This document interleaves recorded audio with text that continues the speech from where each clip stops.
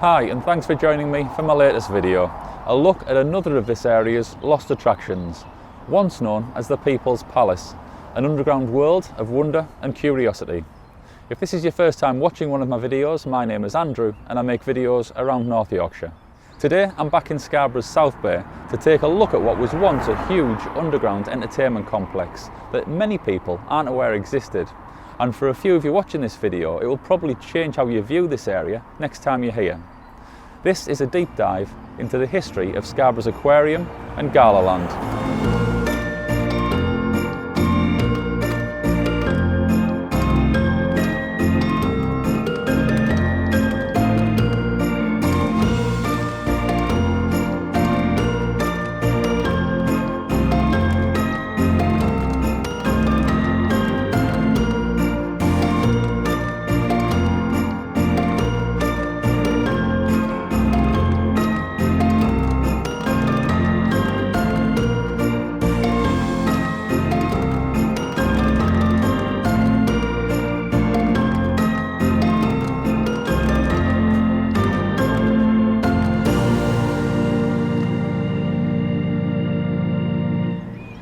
Many of you will have travelled on this road and spent time in this area.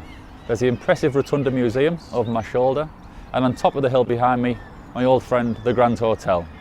And the pillars supporting Spar Bridge mean your view out over South Bay is always going to be stunningly framed, provided you can ignore its inhabitants. This road, the bus stops, and the entrance down to an underground car park all sit on what was once a quite incredible area, and somewhat of an engineering masterpiece for its time.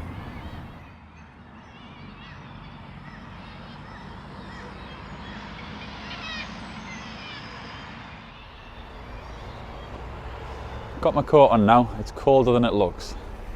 So this one has taken much longer to produce than I initially anticipated. It seemed as though every time I looked into one thing, it would reveal something else. I've spoken to plenty of knowledgeable people, I've read just about everything I can find online about it, and it finally got to a point where I was happy enough to come out and start filming.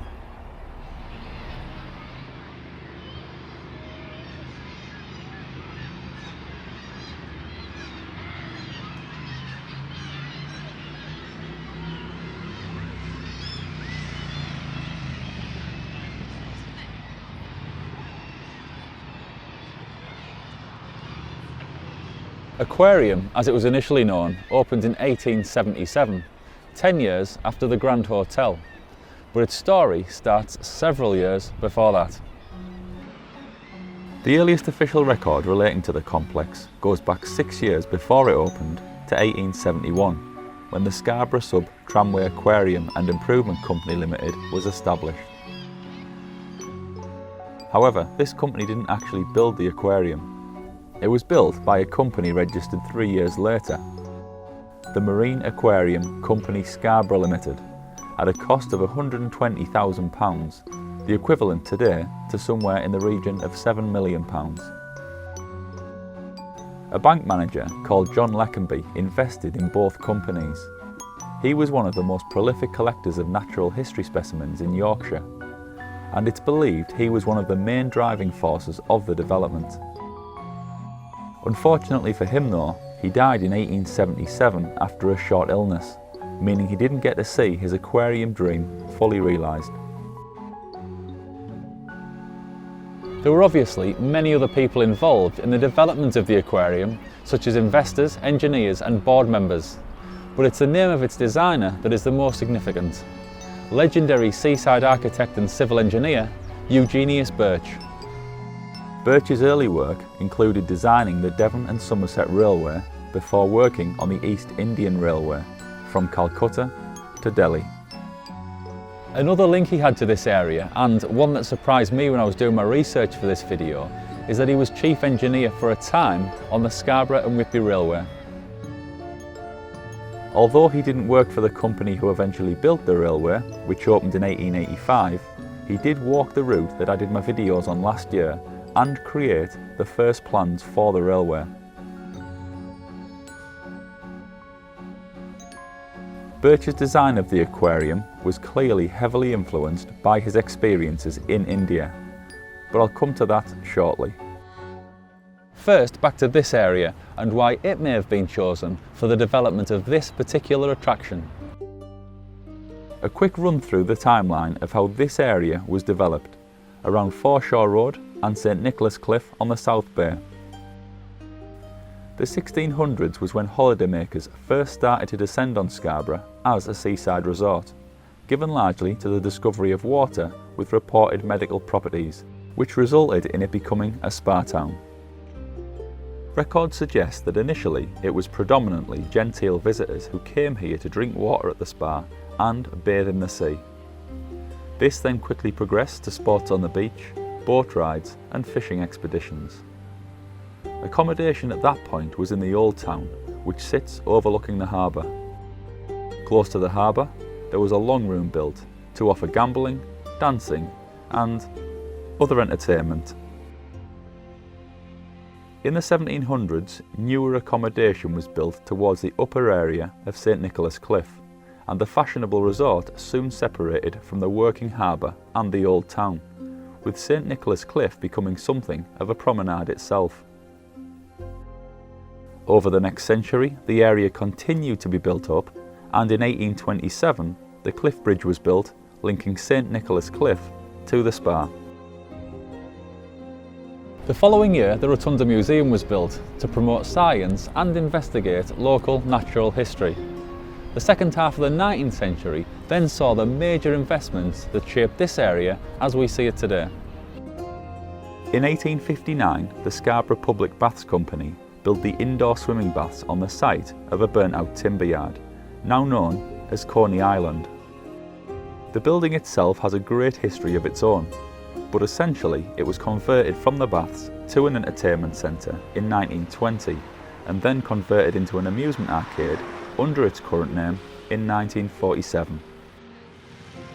In 1861, the Royal National Sea Bathing Infirmary and Convalescent Home was built next door, better known for its later name and use as St Thomas's Hospital. And then in 1867, the Grand Hotel was built, which we all know about, with the Grand Hotel restaurant being added at road level in 1871, especially for excursionists. Clearly this area was on the up, but a lot of it was already built upon, and available land was at a premium. As you can see, this is, and was then, one of the main routes down to the foreshore, so building anything on here wasn't really an option. A section of it was home to horse and carriage sheds and was generally seen as a bit of an eyesore, a car park of the 19th century if you like. To build something on the scale being discussed by the investors, it was going to take something extraordinary. And this is where Eugenius Birch came in. Following a short but very impressive career as a civil engineer working on railways around the world, in his mid-30s he returned to England from India and decided to focus on the booming seaside holiday industry, specifically the construction of piers.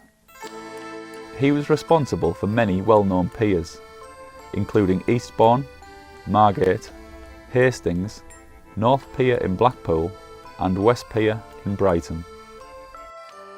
He also designed the ill-fated North Bay Pier here in Scarborough, which opened in 1869. He then took on the design of two groundbreaking aquariums.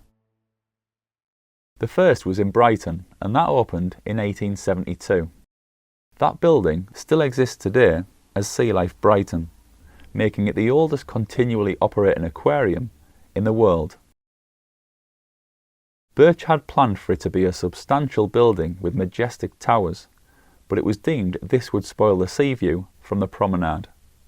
So he took the bold step of proposing a subterranean pleasure palace, and that was what was built. Once that was completed, Birch turned his attention to Scarborough. To use this area as a site for the aquarium, the only option was to follow the Brighton project and build down. Construction on the aquarium began in 1874, and this area sat at the bottom of what was then called Ramsdale Valley.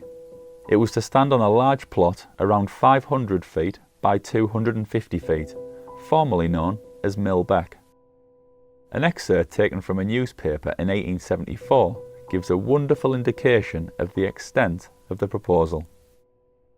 The site of the aquarium is the old horse and carriage stand, so well known to all visitors of Scarborough, and the intention is to excavate the whole of this space and the adjoining roads, which will give a site of wide area.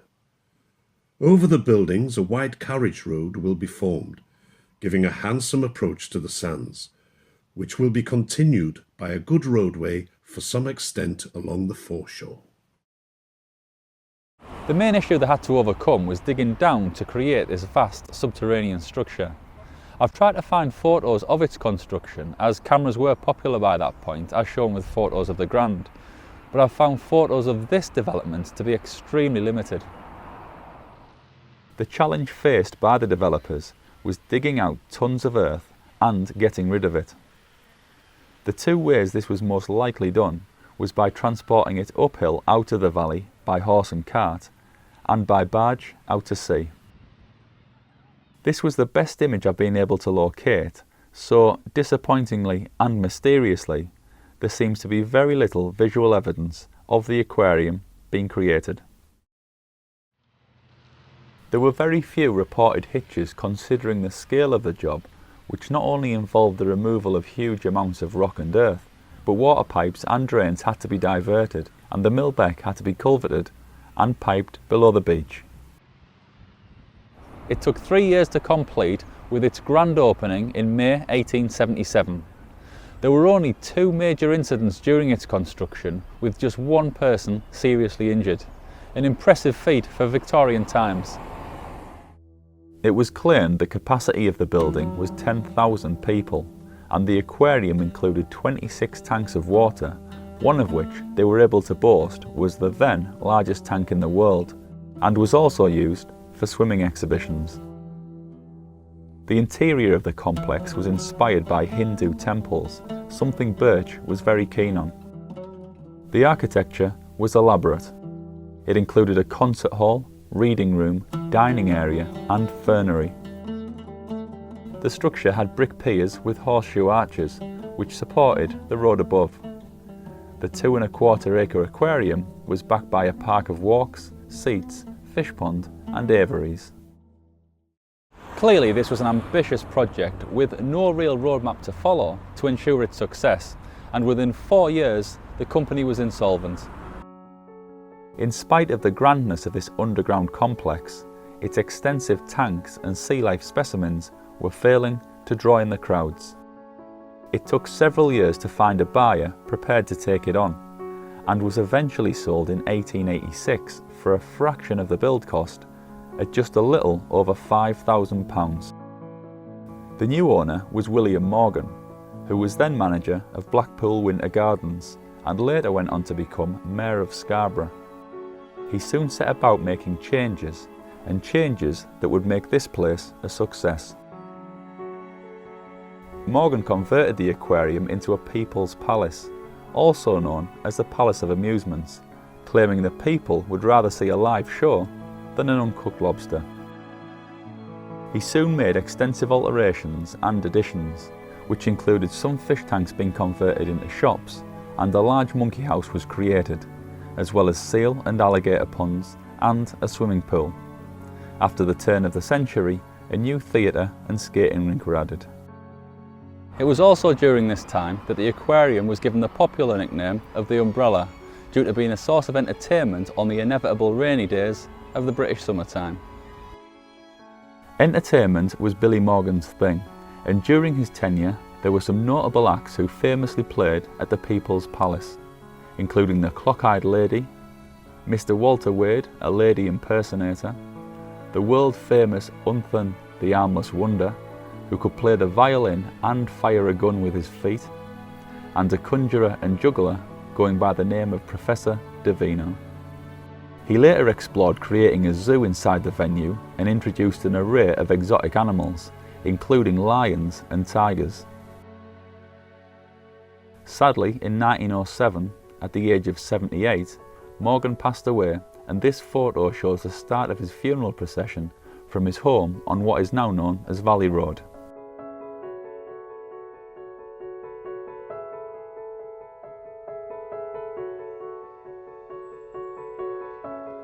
Without his drive and enthusiasm, the aquarium soon became a failing venture. The company was liquidated in 1913 and the venue was closed the following year, just before the outbreak of the First World War. During the war, the venue was used for military training and reportedly its interiors were badly damaged during this time. Post-war, the building remained closed until 1925, when Scarborough Council bought it for around £20,000, and they turned it essentially into an amusement park and renamed it Gala Land.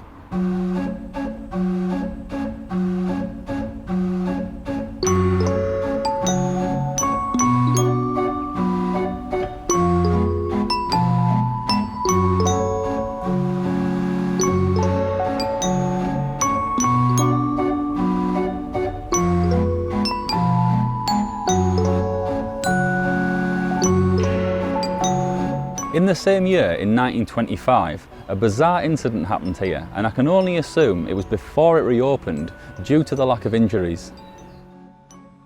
Between 1904 and 1929, around 5 miles worth of track carried electric trams around Scarborough, which included a section passing the aquarium to make the steep climb up Vernon Road.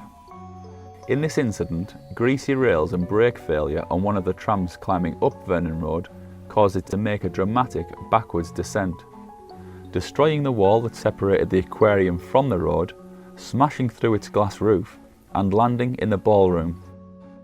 Incredibly, its 2 passengers and the conductor had managed to jump free before it fell, and although the driver was hospitalised, he wasn't seriously hurt. Anyone living now who remembers visiting this venue will have known it as Gala Land. A look at its history in the mid to late 1930s show its daily programme including the all-female Evelyn Hardy's Ladies Band, a maze, a children's corner, a kicking mule, a clairvoyant, speedway and a peeping Tom machine. Around that time, new additions were made including a swimming bath, circus, a concert party hall, shooting galleries, a miniature railway and even a roller coaster. As the decades rolled on, the general structure of the venue started to decline. Most notable was the decaying of the woodwork and excessive damp. By the early 1960s, it was becoming obvious that the venue was on its last legs, unless a significant amount of money was invested. There was talk of a £250,000 development scheme, but, needless to say, that never materialised, and the venue closed for the final time in 1966. Soon after, the decision was made to rip everything out and effectively demolish what was left. From these images taken during the work, you can get an idea of the size of the building and the structure inside, including the supporting arches carrying Vernon Road down to the roundabout.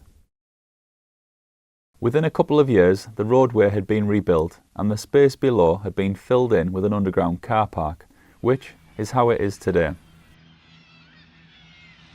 And having taken you on this journey of this location's history, I couldn't complete this video without giving you a look around it now.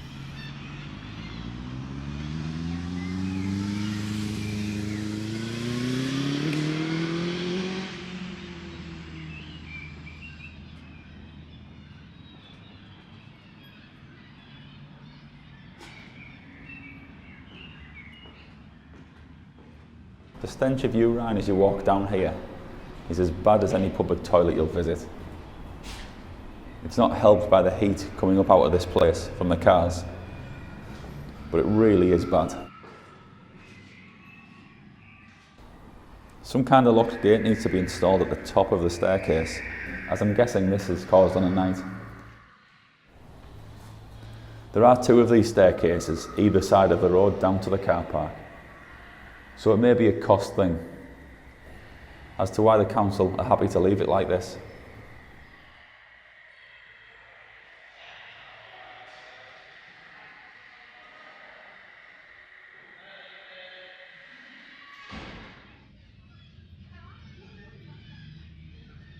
Leaving the car park towards the South Bay is a better experience.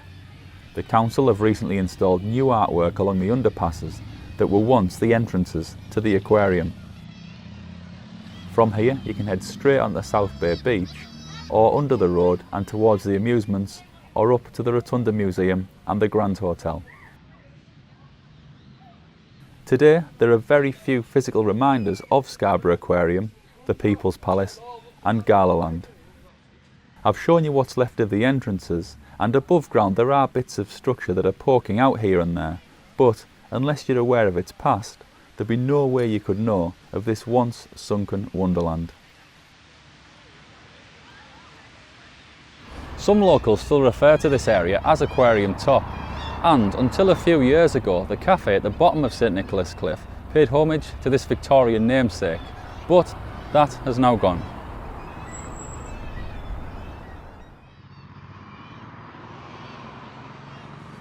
Likewise, the bus stop opposite the Rotunda Museum, which is now a stop for the park and ride, acknowledges its past, but many holidaymakers and casual visitors to Scarborough are unlikely to be aware of its significance. I can't help but feel that there should be something around this area to tell the story of what used to be here. That time of huge ambition and investment, bringing with it entertainment on a scale that helped establish this town as one of the major holiday destinations in England, should be better recognised and remembered. Add to that the names of Eugenius Birch and William Morgan, whose names are forever intertwined with the history of Scarborough and in particular this area, then it's not going to take too much imagination to come up with something substantial and something fitting. So that's my telling of the story of Scarborough's underground People's Palace. It is a shame it's been lost, but despite several people trying, it was never the success it was supposed to be. As always, I hope you've enjoyed the video, so if you have, do hit the like button and subscribe to my channel if you haven't already. A big thanks for watching, and I'll see you again soon for the next one.